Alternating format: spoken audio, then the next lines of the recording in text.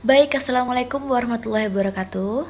Di sini kami akan mempresentasikan hasil dari pekerjaan kelompok kami yang merupakan tugas akhir dari praktikum riset dengan judul Pengaruh Penerapan Sistem Pusat Pertanggungjawaban terhadap Kenaikan Pendapatan di PT Coca-Cola, studi empiris pada perusahaan manufaktur yang terdaftar di BII tahun 2018 sampai dengan tahun 2019 yang beranggotakan Andi Irwan NIM 2018 422, Farizul Iza NIM 2018 431, Permaisuri Fatima Azharah NIM 2018 441, Abdul Goni NIM 2018 442, dan saya Andini NIM 2018 443. Langsung aja yuk.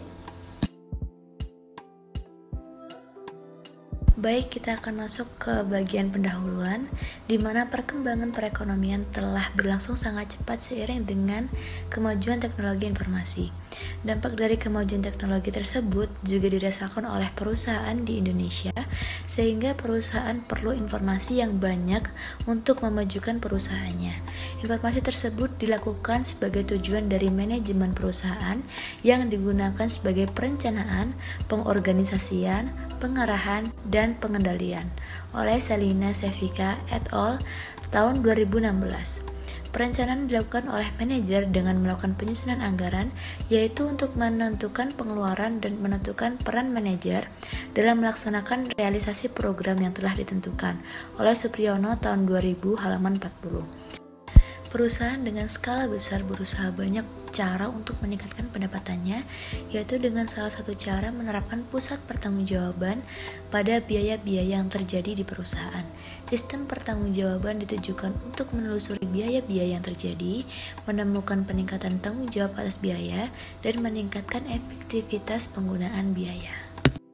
Dan menurut Mulyadi pada tahun 2001 halaman 169 menjelaskan bahwa salah satu tujuan diterapkannya akuntansi pertanggungjawaban yaitu untuk mengendalikan biaya dengan cara menggolongkan, mencatat, meringkas, dan menghubungkan langsung dengan penjabat atau orang yang bertanggung jawab atas terjadinya biaya yang dikendalikan olehnya. Pendahuluan. Menurut Putri tahun 2019 dalam penelitiannya mengatakan bahwa pengaruh pusat pertanggungjawaban memiliki pengaruh yang signifikan terhadap pendapatan. Semakin besar pusat pertanggungjawaban, maka akan semakin meningkatkan pendapatan. Sedangkan menurut Febrian Krisna Permana tahun 2016 dalam penelitiannya mengatakan bahwa implementasi akuntansi pertanggungjawaban melalui pusat pertanggungjawaban pada perusahaan XYZ tahun 2010 sampai 2014 di bagian perikanan atau pusat laba mengatakan jika perusahaan tidak mengalami pendapatan laba pada bidang ini sehingga perusahaan mengalami kerugian karena target dan realita tidak sesuai, sehingga penerapan atau implementasi pusat pertanggungjawaban di bagian perikanan terdampak yang diterima adalah tidak memiliki kinerja keuangan atau tidak mengalami pendapatan laba. Selanjutnya yaitu pertanggungjawaban terhadap kenaikan pendapatan PT Coca-Cola. Pemilihan penerapan sistem pertanggungjawaban sebagai sampel variabel X mengacu pada pendapat Putri pada tahun 2019 dengan perbedaan pada variabel Y dan objek penelitian yang mana penelitian terdahulu memiliki hanya pendapat sebagai variabel terpengaruh. Sedangkan pada penelitian ini menggunakan kenaikan pendapatan sebagai variabel terpengaruh dengan objek penelitian terdahulu menggunakan PT Telkom Tbk Medan, dan penelitian ini menggunakan PT Coca-Cola Tbk sebagai objek penelitian. Poin 1.2 rumusan masalah. Bagaimana penerapan sistem pusat pertanggungjawaban berpengaruh terhadap kenaikan pendapatan di PT Coca-Cola. Poin 1.3 Tujuan dari penelitian ini adalah untuk membuktikan secara empiris pengaruh penerapan sistem pusat pertanggungjawaban terhadap kenaikan pendapatan PT Coca-Cola. Bab 2 2.1 Tinjauan pustaka. Poin A. Pendapatan. Pendapatan merupakan unsur paling utama dalam menentukan tingkat laba yang diperoleh suatu perusahaan dalam satu periode akuntansi yang diakui sesuai dengan prinsip-prinsip yang berlaku umum. Menurut Samsu, analisis pengakuan dan pengukuran pendapatan berdasarkan PSAK nomor 23 pada PT Misa Utara Manado tahun 2013. Menurut Samsu, pendapatan adalah arus masuk aktiva dan atau penyelesaian kewajiban akibat penyerahan atau produksi barang, pemberian jasa, atau kegiatan menghasilkan laba lainnya yang membentuk operasi utama atau inti perusahaan yang berkelanjutan selama suatu periode. Menurut Lumingkowas tahun 2013, pendapatan itu timbul dari penjualan barang atau penyerahan jasa kepada pihak lain dalam periode akuntansi tertentu. Selanjutnya poin B, yaitu akuntansi pertanggungjawaban.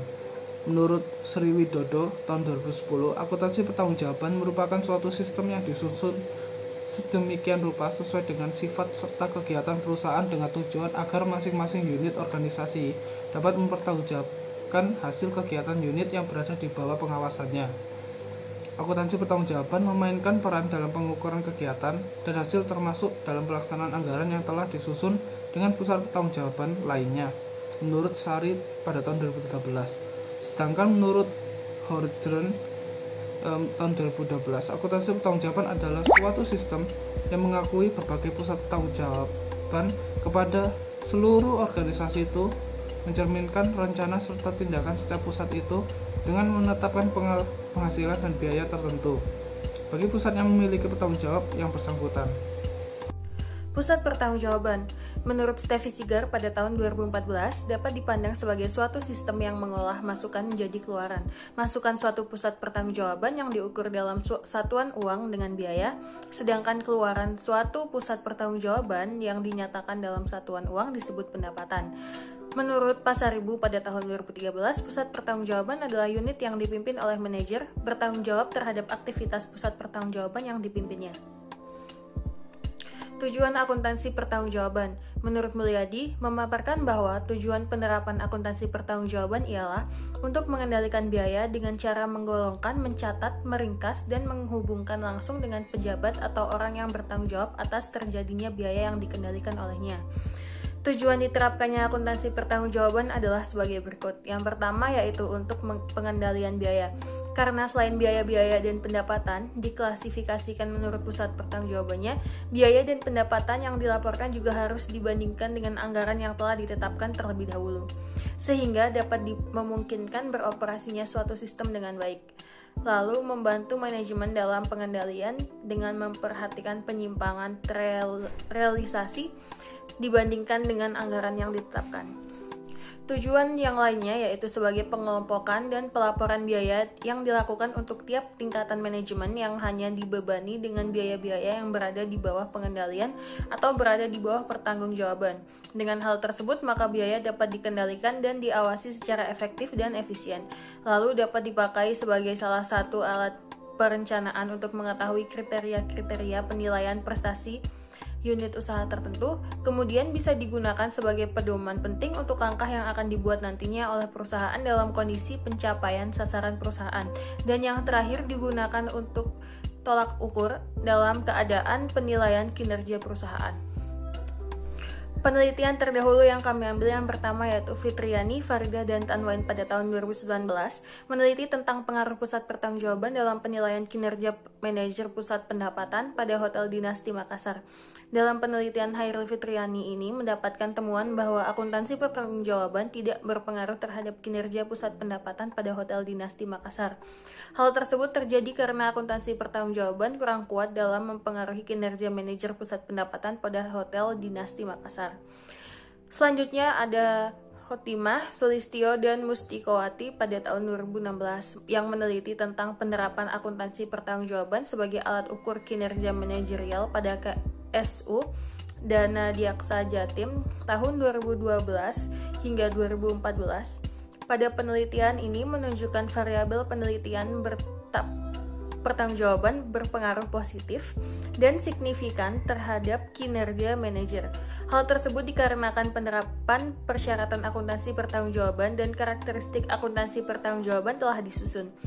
Karakteristik akuntansi pertanggungjawaban digunakan sebagai tolak ukur kinerja manajer yang meliputi pusat biaya, pusat pendapatan, laba, dan pusat investasi. Pengembangan hipotesis.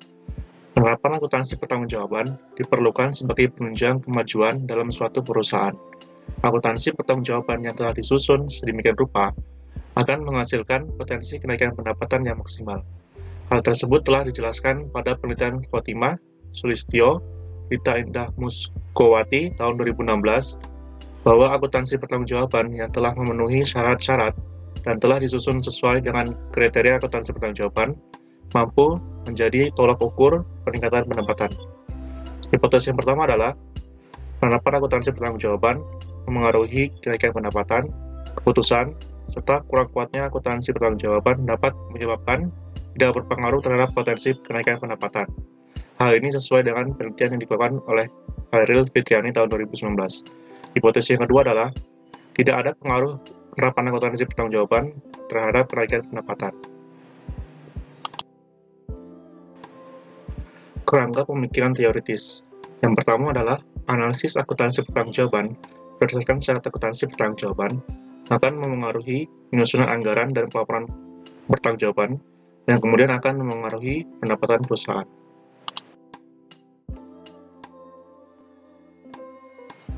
Jenis penelitian. Jenis penelitian ini adalah penelitian kuantitatif yang menggunakan angka-angka sebagai alat pengukuran. Penelitian ini dengan tujuan menguji hipotesis yang telah ditetapkan sebelumnya mengenai pengaruh dari akuntansi pertanggungjawaban terhadap pendapatan. Definisi operasional.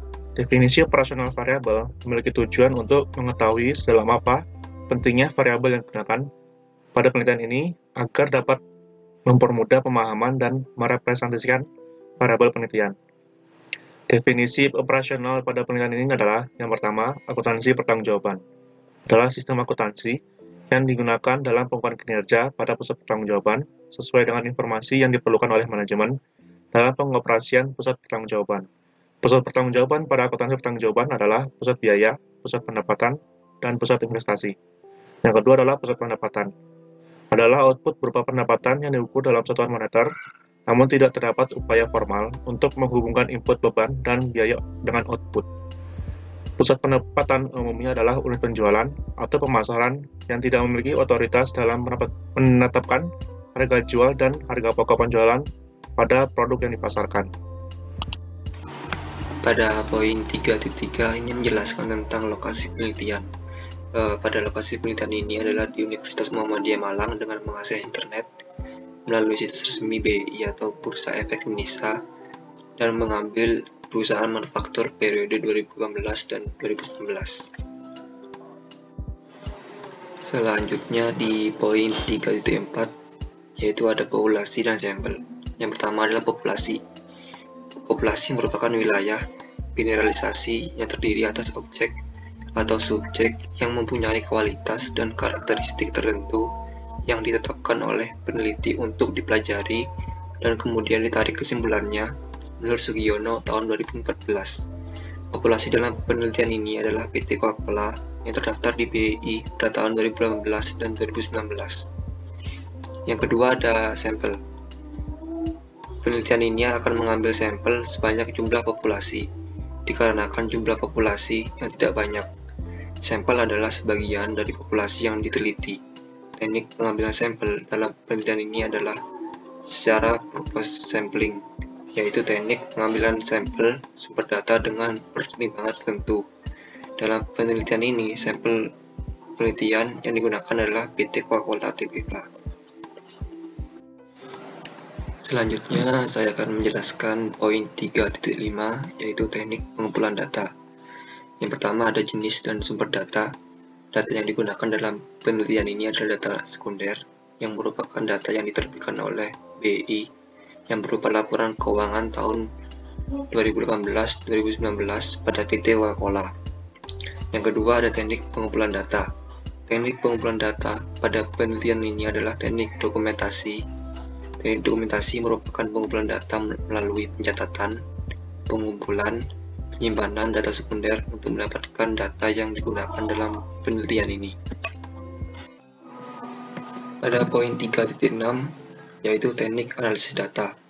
Metode analisis yang digunakan adalah teknik analisis deskriptif, yaitu metode yang dilaksanakan dengan mengumpulkan, mengklasifikasi, menganalisis, dan menjelaskan fenomena yang memiliki hubungan antar masalah yang dihadapi dan membandingkan pemahaman teknis dengan kejadian sebenarnya. Tahapan yang dilakukan pada penelitian ini adalah yang pertama, mengumpulkan data dokumentasi laporan keuangan, yang kedua, melakukan analisis laporan keuangan yang berkaitan dengan laporan laba rugi, yang ketiga, meneliti dari bobot jenis indikator aspek keuangan yang berkaitan dengan rasio laba dan kemampuan melaba. Sekian presentasi dari kelompok kami mengenai pengaruh penerapan sistem pusat pertanggungjawaban terhadap kenaikan pendapatan di PT Coca-Cola. Kurang lebihnya mohon maaf dan terima kasih. Wassalamualaikum warahmatullahi wabarakatuh.